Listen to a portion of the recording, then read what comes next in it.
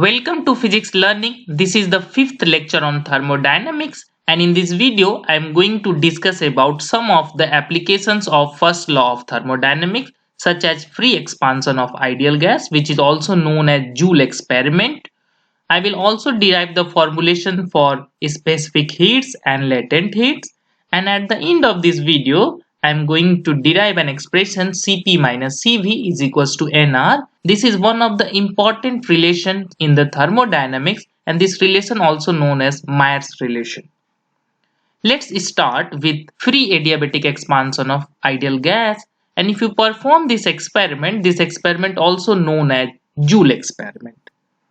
In this experiment, we need a container. Half of the container is filled with the gas and half of the container is in vacuum state. Okay? And the wall of this container is insulated. That means there is no exchange of heat between system and surrounding. Under this scenario, this gas is allowed to expand against this vacuum. So how it is possible? You just need to remove this barrier. As a result, the gas will expand in whole container against that vacuum. Okay. Initially, gas is in the one half of the container. After removing this barrier, the gas is throughout this container, right?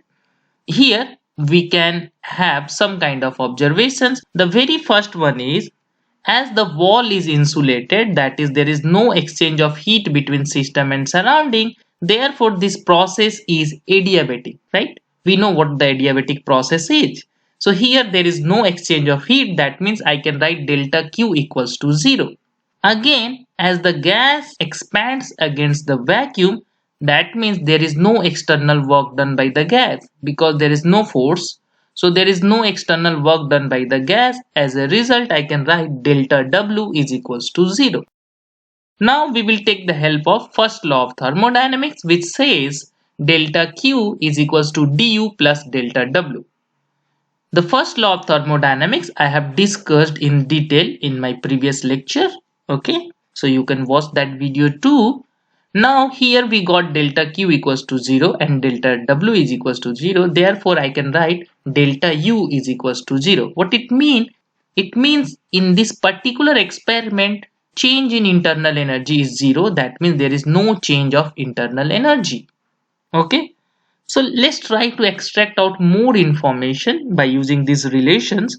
The very first one, let's assume that U depend upon temperature and volume. That means I can write U as a function of temperature and volume.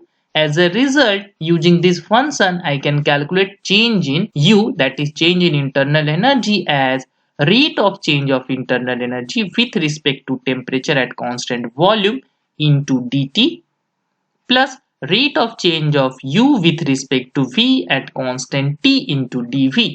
Okay, as U depend upon T and V, so in order to calculate change in U, I need to add up the contribution coming from change in temperature and due to change in volume. Okay. In this particular experiment, there is another observation that in this experiment, temperature of gas remains unchanged. So if you measure the temperature of gas in this particular experiment, that is in the free adiabatic expansion of gas, there you will find out dt is equals to 0. So we have three conditions: delta Q equals to 0, delta W is equals to 0, and dt is equals to 0.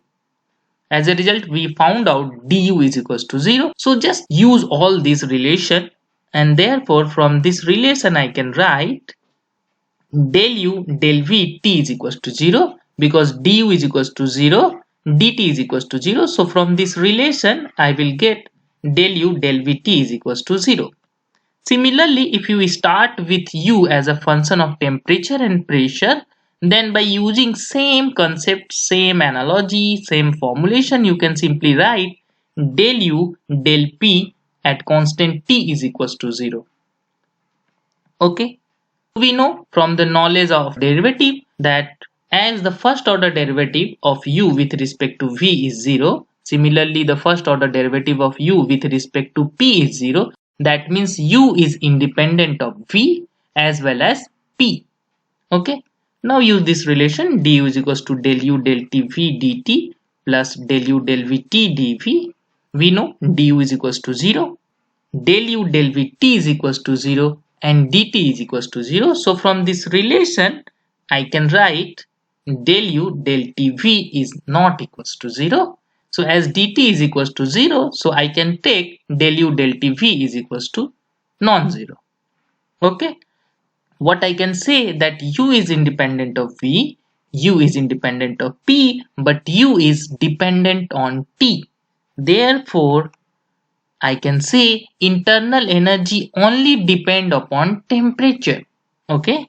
But you need to remember that this is only valid for ideal gas.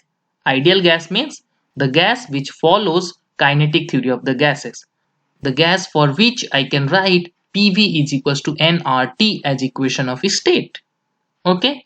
From this experiment, by using first law of thermodynamics, we got that internal energy of an ideal gas only depends upon temperature, not the volume and the pressure. This is the very first application of first law of thermodynamics.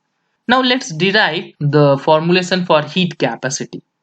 We start for a hydrostatic system, and for a hydrostatic system I can write the first law of thermodynamics as delta Q is equals to du plus delta W, and as delta W is PdV, so I can write PdV in place of delta W. So this is first law of thermodynamics.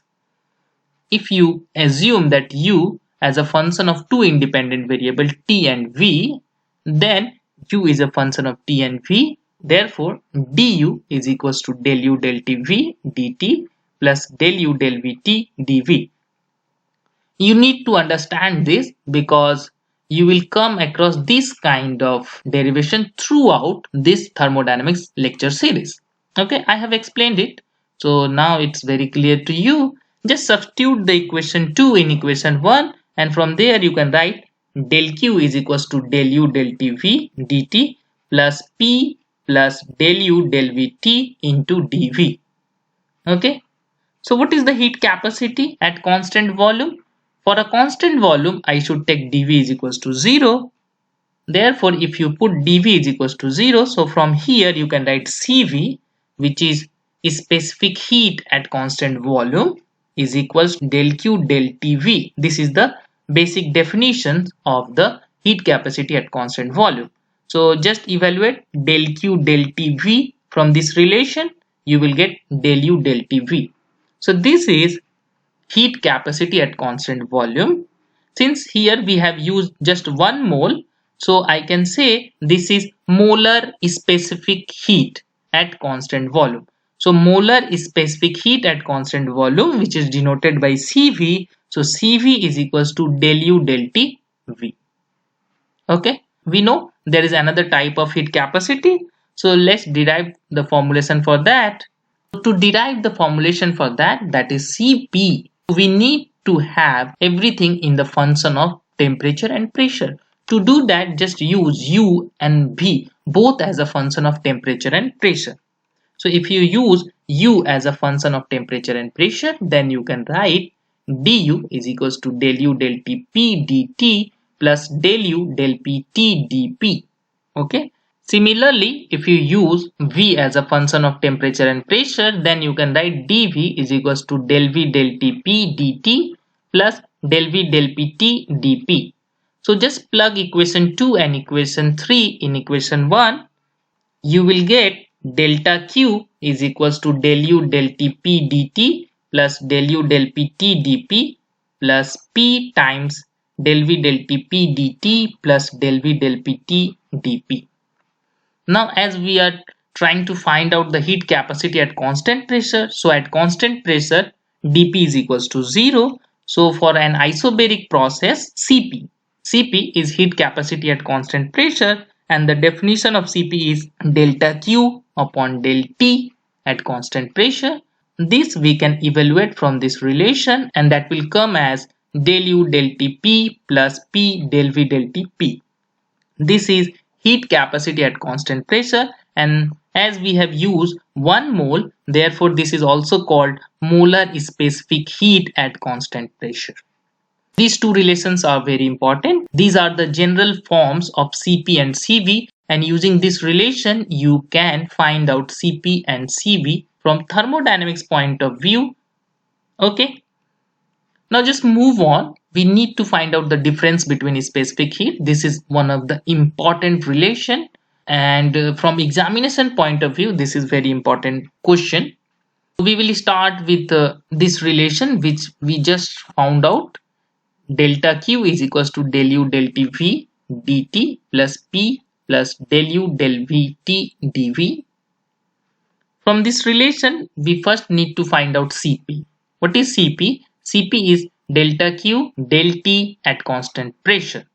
So Cp is equals to delta Q delta T at constant pressure, and this will be equals to, if you use this relation, del U del Tv plus P plus del U del Vt times del V del T at constant pressure.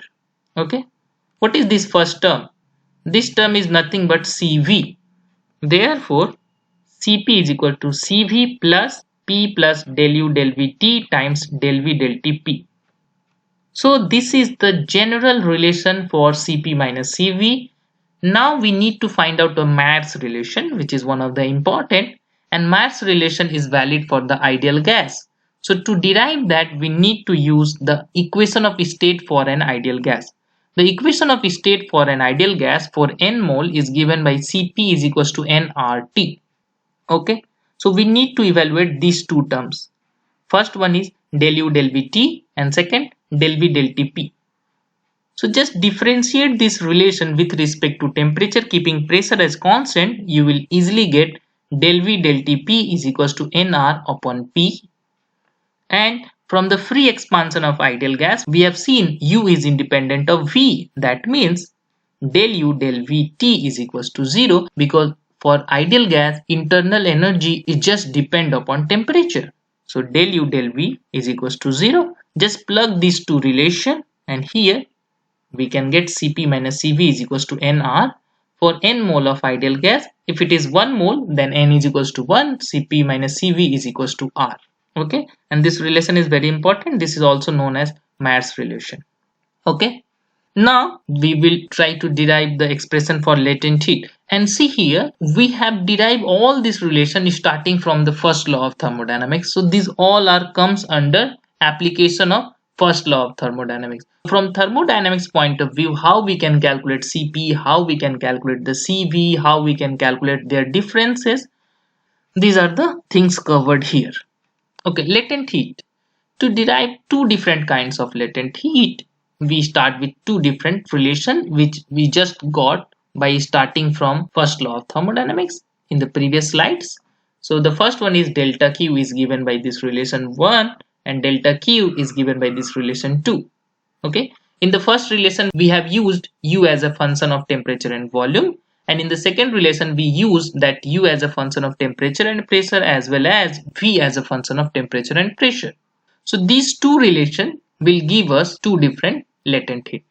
The very first one is latent heat when we need, when there is a change in phase, right? That time we need a latent heat, and at that time temperature remains constant, right? For an isothermal process, delta T is equals to 0.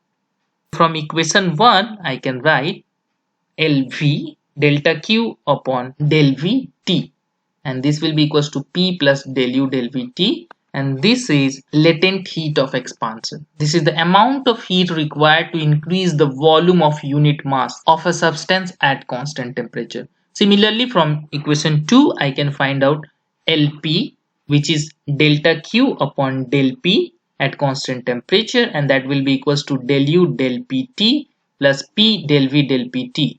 This is amount of heat required to increase the pressure of unit mass of a substance at constant temperature. So these are two relations, and these are the general form of latent heat. Okay, hope all the relations discussed in this video is clear to you. In the next video, I am going to discuss about some of the quasi-static process like isothermal process, adiabatic process, and many more. And also I will try to calculate the work done under different kind of processes. Okay, see you. Thank you.